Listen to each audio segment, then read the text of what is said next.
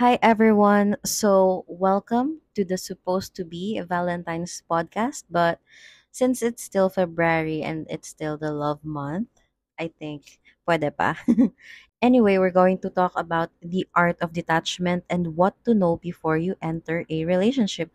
So, these are for my single girlies, but I think meron din ditong mga tips from personal experience. Kasi usually, syempre lahat naman nasasabihin ko from personal experience na can be beneficial to couples, something you might want to reevaluate in your relationship, ganun. Okay, so let's start. Okay, so since ano nga siya, since for Valentine's talaga dapat siya, yung script ko is for Valentine's. So, sasabihin ko pa rin kasi sayang. And so yeah, I know this is like one of the most dreaded holidays, especially by single people, just because it's deemed as a holiday for couples only. Like Valentine's is for lovers only. When in fact, it's not true at all. Kasi 'di ba ngayon, meron ng tinatawag na Galentines, like the girls doing Valentine's together. So it's not like officially or exclusively for couples. I mean, I spent Valentine's with my Lola and my mama. So you can celebrate with whoever you want, even with yourself. Because after all, Valentine's is a celebration of love, right? So before you celebrate it with anybody else, don't forget to celebrate the love with yourself first. Ah, shala ko doon. So with that, nasabi ko na yung topic kanina. Our topic is the art of detachment in relationships and what you need to know or understand before entering one if you ever want one. If hindi, okay lang din. Kasi most of the things that I'm gonna be talking about is not just parang tips kung paano magkaroon ng healthy relationship or parang tips paano magkaroon ng boyfriend. It's not that. It's more on about you, about yourself. So whether you want to be in a relationship or not, this is about you. Okay, so what is the art of detachment? Diba, it sounds intriguing, but a little bit negative as well kasi may detachment. Well, art of detachment is the practice of creating a healthy emotional distance with your partner so you don't end up fully depending on each other for like everything. And even before I learned about the concept of the art of detachment, something na I learned in college or sa movies na pinapanood ko is the concept of individuality in a relationship. It basically has the same meaning. Like, parehas lang yung concept nila. It's about creating the balance of dependence and independence within a relationship. Para may partner o wala, kaya niyong mabuhay. Or let's say, andyan man yung partner nyo or wala. Hindi masisira yung araw nyo. Gets nyo? Kasi may mga tao na parang hindi kayang mag-function pag hindi nakasama yung partner nila. Which is okay. Maybe they're very clingy or close that way. But the dangerous side of depending too much on our partner is that we eventually forget who we are. Ha. Parang for me, and even dito sa concept na 'to, it's unhealthy na like for example, to be with your partner 24/7 or to rely on your partner on everything. Like get your own hobby, build your own lifestyle. The beauty about that is you have a shared space together, but you're also cultivating a space of your own. That's an example of practicing the art of detachment. Yung having your own hobbies, like having different hobbies or spending time with your own circle of friends, choosing your own career, doing the things that you love, or creating your own lifestyle and just being your own person. If you enter a relationship, make sure na you will not lose yourself in the process. And what that means for me is, for example, ang personality mo, you're someone who likes wearing miniskirts, but your partner does not want you to wear miniskirts. And so, magko-compromise magko-compromise ka just because your partner doesn't want it, you'll justify na, okay, ayaw niya to, so I will stop wearing it. So that's one example of gradually losing yourself in a relationship. Like you're changing things that you usually want for the sake of your partner. Like just to make sure na para sa partner mo okay. There are decisions that you and your partner can like decide together. Like, anong kakainin natin mamaya? Saan tayo titira? Or saan tayo pupunta bukas? Something like that. But when it comes to your clothing, like what you wear or how you live your life or how you spend your money, these are some areas of your life na you should be the one taking control of. Yes, your partner can suggest things, but hanggang dun lang, like my boundaries. Ikaw pa rin yung magte-take charge sa money mo, sa way ng pananamit mo, take charge of your life, like how you're living it. Okay? That's how you create balance between dependence and independence. Alam mong kaya mong maging independent, but if you need help from your partner, you're allowed to get help.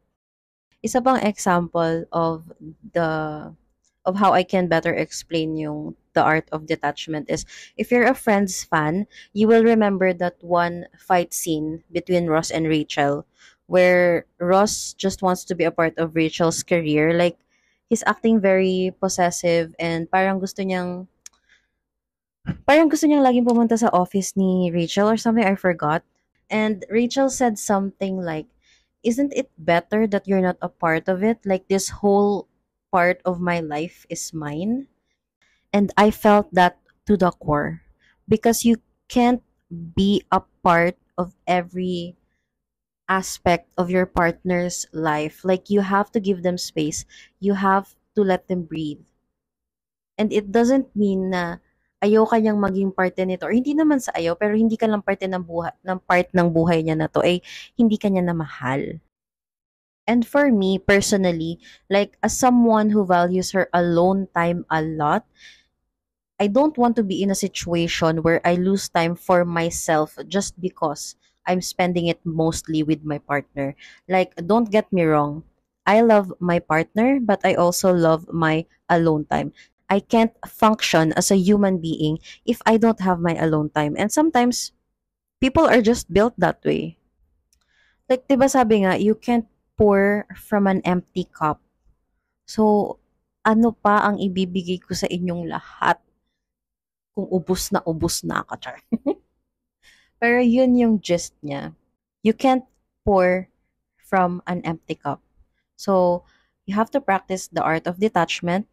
It's not it's not being stoic or being indifferent to your partner. It's just practicing being your own person while in a relationship. Gets na?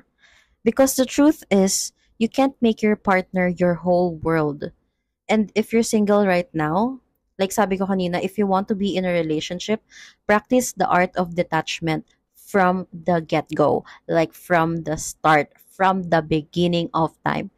Because you cannot make your partner's world your world as well. Especially kasi pag nagsistart ka pa lang in a relationship, there are times na parang pag hindi mo nakikita yung partner mo or pag hindi kayo nakakapag bonding together for a day, parang kang mamamatay. Alam niyo yun? Yung super, pag nasa stage pa kayo na parang super in love. But that's understandable kasi it's a part of being in love and that's a nice thing to experience. But again, like everything else, keep it in moderation. So, know the balance between dependence and independence. That's all. That's all I can say about the art of detachment. It's healthy. It's not a toxic concept just because it has the word detachment. So, I really can't say anything else much about it, but you can search for it if you want because we're going to our next topic, which is some of the things that I think you should know before you enter a relationship. But if you're already in a relationship, I think it's okay. This is okay kasi maybe it's something that you and your partner can reevaluate together in your relationship. Like, it doesn't matter if you're 2 years or 5 years or 1 month. Reevaluating your relationship is so important. I did that with my partner like last week. We had an alignment meeting and hindi pa kami tapos actually. So, I'm gonna visit him this weekend. We're gonna continue our conversation. So, yeah. And it's very healthy kasi we never fight. We just discuss things. It's not fighting, it's discussing. And discussing is healthy. Disgusting. Discussing. Okay, where are we? Number one, work on healing your past relationship traumas. The amount of times I cried in front of my current partner just because I was reminded of something that happened before sa mga ex ko, sa last ex ko. I cried so much. Actually, me and my partner had a cool off once, like when we were 8 months together. And it's because I got overwhelmed. Because aside from the fact na feeling ko lahat ng areas ng life ko ay they're all overwhelming. I was also overwhelmed with how my partner showed me affection because I didn't know how to reciprocate that. Like, I was never treated that way before. Itong part lang na to about love ang alam ko, and he's showing me a totally different healthy thing that I was not ready to receive and to reciprocate. I made it a you problem when in fact it was a me problem.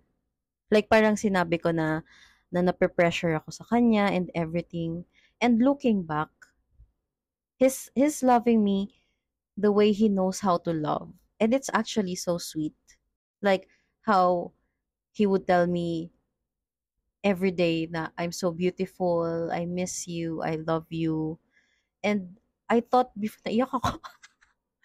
And before, I thought na it's like, it's so, parang nakaka-pressure siya na you have to, alam mo yun, parang kailangan ko rin bang sabihin na everyday na, ang pogi mo, or I miss you too, I love you too, ganun. So, dun ako na pressure before. And it's because I didn't know how to receive that kind of treatment, like that kind of love. And now, we're in a healthier phase in our relationship because we know how to communicate, we know how to be honest, and we know when to call each other out. The fact na healthy yung communication namin, it's one of the ways na I was able to heal from the past relationship traumas. So it took me a long time to heal, to not cry when I'm reminded of the past, of what actually happened, of how I was treated. But I was just lucky because my partner is very understanding. A friend of mine asked me before when we started dating ng current partner ko. Sabi niya, like, why do you like him? Like, ano nagustuhan ko sa kanya? Kasi we met on Tinder. And I just said, because he doesn't call me stupid. Hindi ako tinatawag na tanga. And I was actually relieved when I said that because it felt like freedom. Especially from how I was treated before. And ang sabi ng friend ko, yun lang ang baba naman ng standards mo. Like, your standards are so low. And that time, I was offended. Pero I understand because I think in everyone else's perspective, like, girl, that's the bare minimum.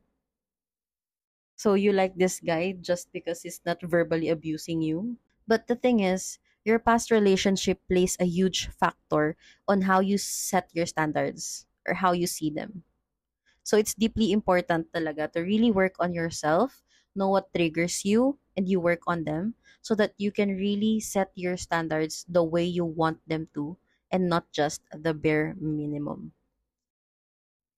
Okay, number two, work on authentically and fully loving yourself. Like, authentically.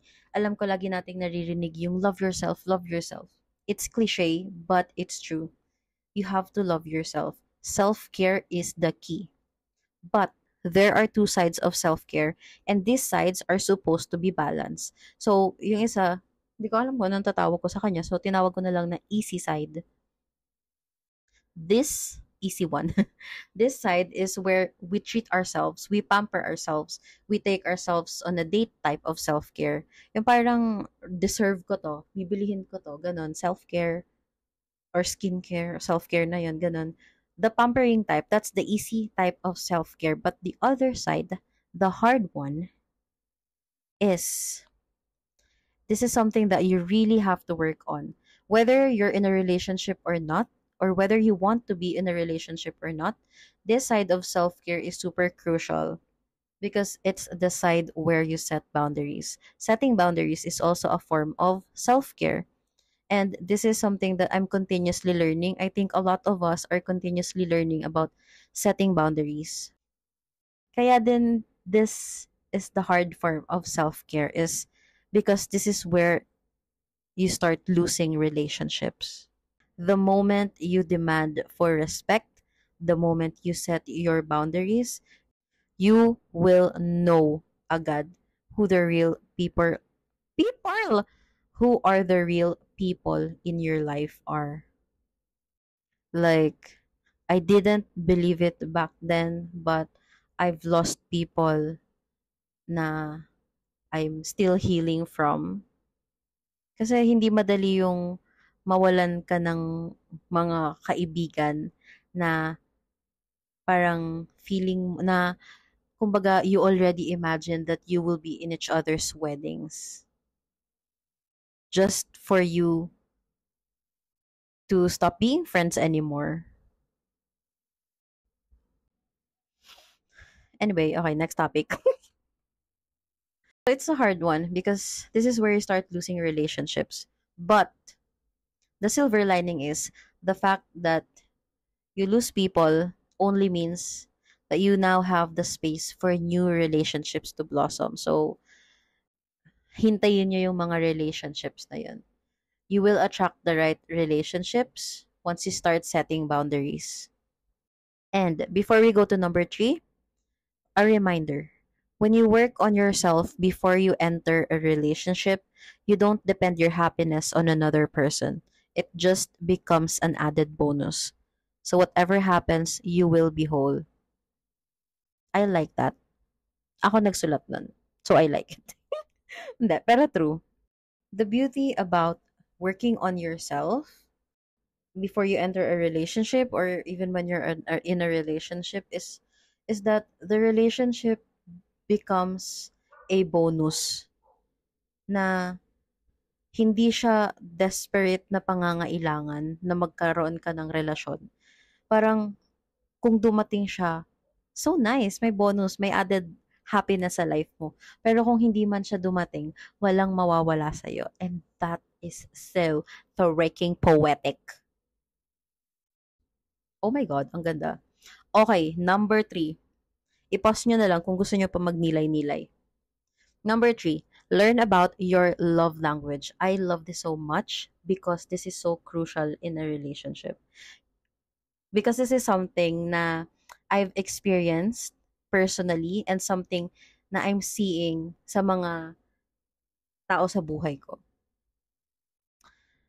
Learn about your love language and learn about your partner or your potential partner's love language. The reason why this is important is because sometimes we may feel like we're not being properly loved just because it isn't our love language. For example, I have a friend who broke up with her ex because they mutually feel like parang they're doing their best but they don't feel valued by one another. So my friend's love language is gift giving and yung ex niya naman is words of affirmation. So every time na yung friend ko magbibigay ng regalo, hindi na-appreciate masyado ng mga ex niya kasi ng mga hindi masyadong na-appreciate nung ex niya. Kasi parang hindi naman yun yung love language niya. And yung friend ko naman, hindi siya ganon kabihasa. Bihasa! Hindi ko alam yung English. Parang hindi siya ganon ka-expressive when it comes to words. So, dinadaan niya sa pagbigay ng gift. But yun nga, hindi nila na-appreciate yung isa't isa kasi magkaiba yung kailangan nila. Magkaiba yung type of love na kailangan nila.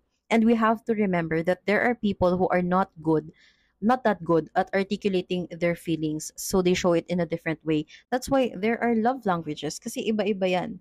May mga taong nagpapakita ng pagmamahal through acts of service, through spending quality time with you. So they may not say I love you a lot, but they show it. And if you have different love languages, you might not be able to notice it or identify it as your partner's gesture of love.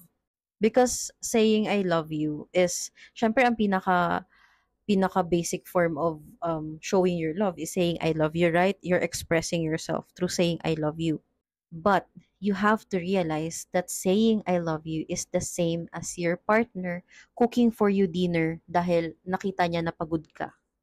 Or I love you is the same as your partner buying you things that they think you need or something that reminds them of you. So it's really important to identify the love languages because it's like a puzzle. It should fit together. Because you may have a different way of showing your love, but can your partner see that? Diba?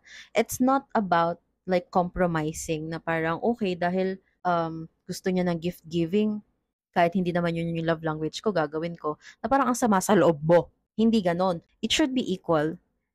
You love them, you try to love them in their own love language, but also make sure that they understand your language.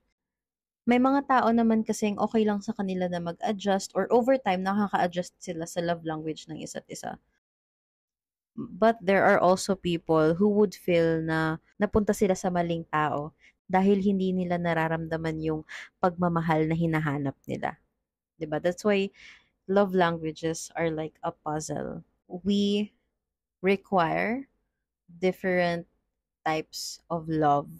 And sometimes, even if you feel like you're with the right person, you don't have to settle.